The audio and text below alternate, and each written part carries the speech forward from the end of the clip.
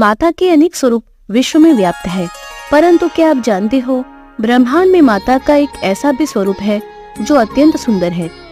आइए माता के इस स्वरूप की चर्चा, रहस्य, उत्पत्ति कथा हम आज के डिवाइन देवी के 10 महाविद्या के एपिसोड में जानेंगे। माता का यह स्वरूप सुंदर होने के कारण माता को त्रिपुर सुंदरी कहा गया है। माता का स्वरूप आनंद देने वाला है, इसीलिए माता को ललिता भी कहा गया है। 10 महाविद्या में माता का स्थान तृतीय है। माता 16 कला में पूर्ण होने के कारण इन्हें 16वीं महाविद्या कहा गया है। 10 महाविद्या की परंपरा में शिव विद्या की अधिष्ठात्री देवी 16वीं त्रिपुर सुंदरी को सर्वोच्च माना गया है। विश्व की सारी विद्या का मूल श्री विद्या देवी के अंतर्गत है। माता के बारे में कहा गया है कि त्रिशुभ्यो मूर्तिभ्यः पुरातनवात् त्रिपुराः, अर्थात ब्रह्मा, विष्णु एवं शिव से भी जो पुरातन है वही त्रिपुरा है। देवी की महिमा अवर्णनीय है। संसार के समस्त ज्ञान की उत्पत्ति देवी त्रिपुर सुंदरी है। तंत्रों में माता को पंचवक्त्रा कहा गया है, जिसका अर्थ है 5 मुख वाली देवी। माता के 4 दिशा में 4 मुख है एवं ऊपर की ओर 1 मुख है।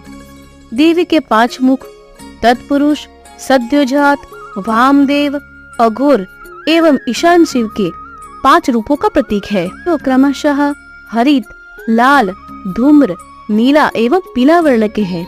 माता दिव्य सिंहासन पर भगवान कामेश्वर शिव के साथ विराजमान है।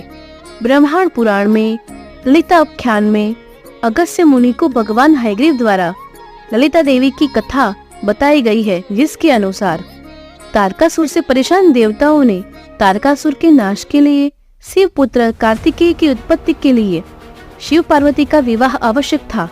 तब देवताओं ने भगवान शिव को माता पार्वती के प्रति मोहित करने के लिए देवताओं ने कामदेव को विनती की।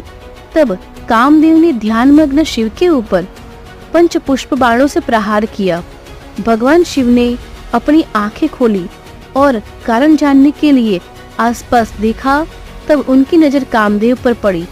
क्रोधाग्नि से शिव ने तीसरे नेत्र से कामदेव को भस्म कर दिया। यह भस्म कई समय तक कैलाश पर ही पड़ी थी। एक दिन भगवान शिव के गणेश्वर चित्रकर्मा ने उस भस्म से एक पुरुष की मूर्ति बनाई, जो थोड़ी देर में सजीव होकर कामदेव की तरह ही सुंदर बालक बन गया। उस बालक को देख चित्रकर्मा ने उसे गले लगा दिया एवं शतरुद्रीय का उपदेश देकर शिवजी की उपासना करने के लिए कहा। उस बालक ने उग्र तपस्या कर भगवान शिव को प्रसन्न किया एवं कोई देवता द्वारा नाश न होने का वरदान लिया। भगवान शिव ने उसे 60,000 वर्ष का राज्य दिया। यह देखकर ब्रह्मा जी ने उसे भंड भंड यानी वाह वाह कहा। तभी से उसका नाम भंड पड़ गया। दैत्य गुरु शुक्राचार्य जी ने मय दानव से बने शोणितपुर नगरी में भंड का राज्याभिषेक किया। प्रारंभ में भंडासुर ने शिवजी की अर्चना की और धर्म पर चला। बाद में वह माया के प्रभाव में आ गया। देवताओं को नारद जी ने स्वर्ग की रक्षा के लिए पराशक्ति की उपासना का परामर्श दिया। देवताओं ने हिमालय जाकर देवी पराशक्ति की उपासना शुरू की।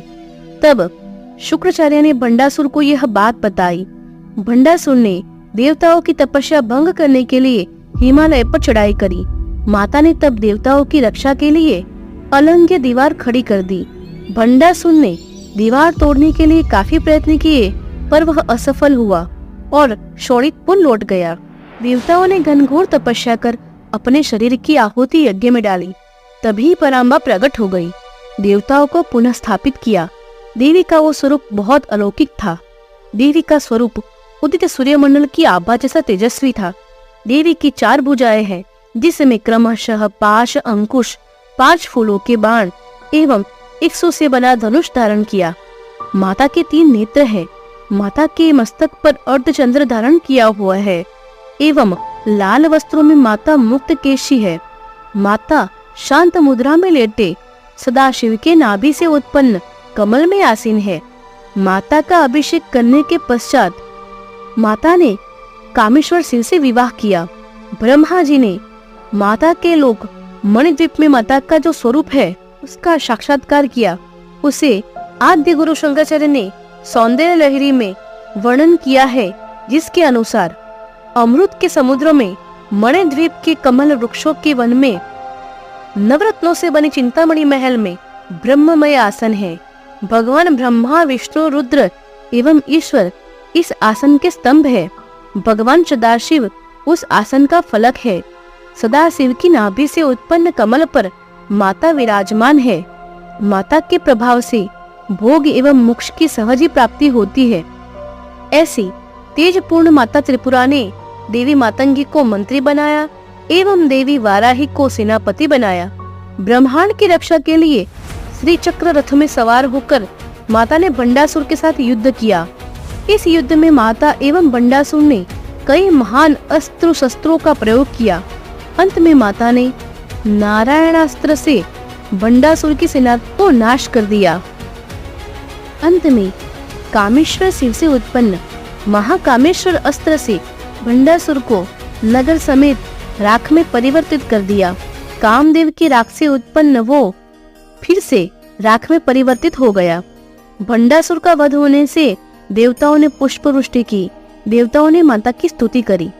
ब्रह्मांड पुराण में ललिता सहस्त्र नाम में यह दिव्य युद्ध का विस्तृत वर्णन किया गया है। देवी के मुख्य तीन स्वरूप है। एक, बाला त्रिपुर सुंदरी। यह 8 वर्षीय बाला का स्वरूप है। बाला त्रिपुर सुंदरी का मुख्य मंत्र 3 बीजों से बना है, अतः इन्हें त्रयाक्षरी भी कहा जाता है। माता का पूजा यंत्र नव योन्यात्मक है, जिसे बाला यंत्र कहा जाता है। दूसरे, षोडशी या महात्रिपुर सुंदरी, जो 16 कला से पूर्ण है। इनका स्वरूप 16 साल की युवती का है। श्री विद्या का मंत्र 16 अक्षरों का होने से कई जगह इन्हें षोडशी कहा जाता है। तीसरे है ललिता त्रिपुर सुंदरी। यह श्री विद्या की अधिष्ठात्री देवी मानी गई है। यहाँ युवावस्था स्वरूप में माता को दर्शाया गया है। श्री चक्र श्री विद्या में यह आखिरी मंत्र ललिता त्रिपुर सुंदरी का है। इनका मुख्य मंत्र 15 बीजों से युक्त होने के कारण पुराणों में माता को पंचदर्शी कहा गया है। इन 3 देवियों के क्रमशः साधना श्री चक्र के साथ ही की जाती है, जिसे श्री विद्या साधना कहा जाता है। श्री विद्या साधना के भी 3 क्रम है। श्री विद्या साधना के 3 क्रम इस अनुसार है। प्रथम है सृष्टि क्रम। यह क्रम में श्री यंत्र की उपासना बिंदु से प्रारंभ होकर यंत्र के भूपुर पर पूर्ण होती है। इसे सृष्टि क्रम कहा जाता है, जिसका तात्पर्य माता त्रिपुर सुंदरी श्री चक्र के बिंदु में स्थित है। इनसे समग्र ब्रह्मांड की उत्पत्ति एवं विस्तार होता है, इसीलिए इन्हें सृष्टि क्रम कहा जाता है। दूसरा है संहार क्रम। इस प्रकार की साधना में भूपुर से प्रारंभ करके बिंदु में साधना पूर्ण होती है। समग्र विश्व की सर्जनात्मकता का प्रलय होने पर वो शक्ति बिंदु में विलय हो जाती है। यह प्रलय के बाद देवी के अंदर विश्व समाहित हो जाता है, इसीलिए यह क्रम को संहार क्रम कहा गया है। तीसरा है स्थिति क्रम। स्थिति क्रम में उपासना मध्य में प्रारंभ होती है, तदंतर सर्व चक्रों में माता की उपासना होती है।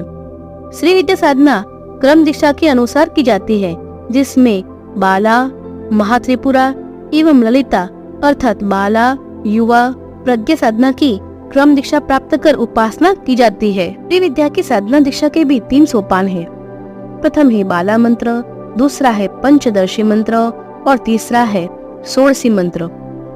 प्रथम जानते हैं बाला मंत्र के बारे में, जिसमें 3 बीजों का समावेश होता है, इसीलिए त्रितारी मंत्र दीक्षा कही जाती है। दूसरा है पंचदर्शी मंत्र, जो 15 बीजों से मिलकर बना है। इसके भी 3 स्वरूप है। एक है कादी, दूसरा है हादी और तीसरा है सादी। जिस मंत्र का प्रारंभ क से होता है उसे कादी मंत्र कहा जाता है। जिस मंत्र का प्रारंभ ह बीज से होता है उसे हादी मंत्र कहा गया है, और जिस मंत्र का प्रारंभ स बीज से होता है उसे सादी मंत्र कहा गया है। अंतिम दीक्षा है षोडशी मंत्र दीक्षा। देवी त्रिपुर सुंदरी ललिता की उपासना मंत्रोद्वार भेद से, कहीं आसन भेद से, कहीं पूजा भेद से तो कहीं संप्रदाय के भेद से विविध प्रकार की है। विश्व भर में 3 वस्तुओं का समुदाय है, वह सब माता बाला त्रिपुर सुंदरी में समाविष्ट है। देवी त्रिपुर सुंदरी 3 पीठों में स्थापित है। एक है जलंधर पीठ, जो पश्चिम आमनाय है। दूसरा है कामरूप पीठ पूर्वामनाय है, तीसरा है पूर्णागिरि पीठ एवं इन 3 त्रिकोण के बीच में माता उड्डयन पीठ स्वरूप बिंदु स्वरूप में स्थापित है, जो उत्तरामनाय माना जाता है। देवी शरीर में ईरा, पिंगला एवं सुषुम्ना में वास करती है। शरीर में रही कुंडलिनी शक्ति का मुख्य रूप देवी त्रिपुर सुंदरी है। शिव शिवा सृष्टि के आदि कारण है। ये जब कल्पना करते हैं तब सृष्टि का प्रारंभ होता है। शिव शक्ति पृथक पृथक होके संसार की रचना करते हैं। वेदों में एक को अहम बहुश्याम प्रजाए में यही भावार्थ छुपा हुआ है। माता सोते हुए सदाशिव की नाभि कमल में स्थित है, अर्थात निष्क्रिय शिव एवं कार्यशक्ति के संयोग से नाद उत्पन्न होता है। नाद ही सृष्टि का मूल है।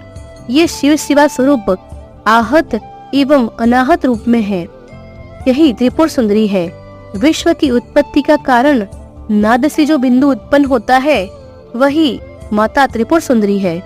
इसीलिए ऋषि मुनि कहते हैं, ओंकार बिंदु संयुक्तम नित्यम ध्यायन्ति योगिनः कामदम मोक्षदम चैव ओंकाराय नमो नमः। अर्थात चंद्र बिंदु सहित ओंकार से उत्पत्ति हुई है, जिनका ध्यान योगी करते हैं। यह काम मोक्ष प्रदान करने वाले ओंकार को प्रणाम है। श्री यंत्र में जो बिंदु है वही माता मूल त्रिपुरा सुंदरी है, जो बिंदु से बुकपुर की ओर षोडशी ललिता रूप प्रतिपादन करते हैं। माता त्रिपुर सुंदरी की पूजा से कई तरह के लाभ मिलते हैं। माँ षोडशी की पूजा करने से हमें सुंदर रूप की प्राप्ति होती है एवं वैवाहिक जीवन भी सुखमय बनता है।